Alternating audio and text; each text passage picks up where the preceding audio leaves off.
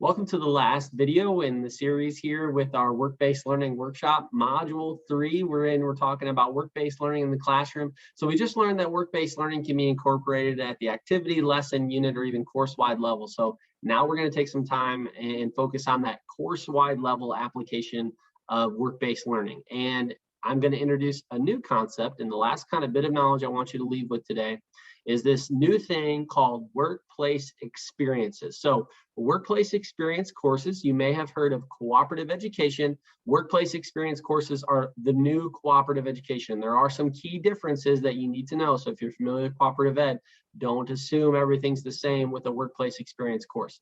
The first thing that I need you to know, workplace experience offers a lot greater flexibility for students and what their experience is actually comprised of compared to cooperative education.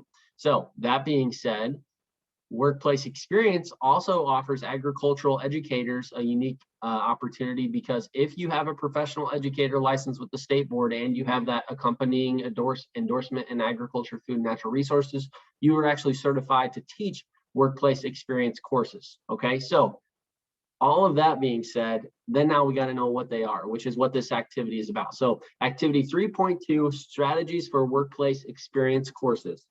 A couple things you're going to do here. The first two things I really need you to do, because I need you to know this material. And then there's a third step, kind of a third component to this activity. If you are going to be teaching a workplace experience course, I believe that will be valuable for you. So feel free to take some time to do that either during this workshop as time allows, or certainly after the workshop, because you will still have access to the materials once you leave today.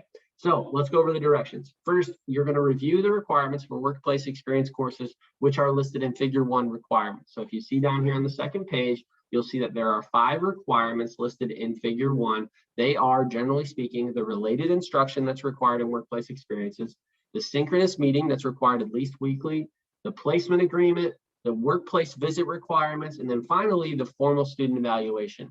With each one of these requirements, there's an accompanying description and a shared best practice that kind of gives you some tips, tricks as how to meet that requirement if you are teaching a workplace experience course. So this is here. Please go through it, review the information. It's good stuff. It'll be valuable for you.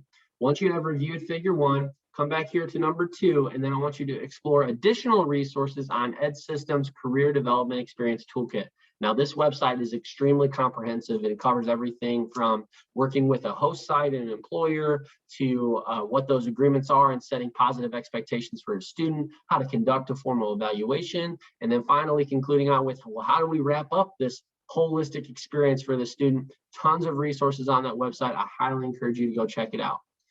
Then finally, if you have time and if it's applicable, I would encourage that you use the resources you have gained here in steps 1 and 2 to develop a syllabus or course outline for a workplace experience course, starting from the workplace experience course outline, which will be linked here when you access this document.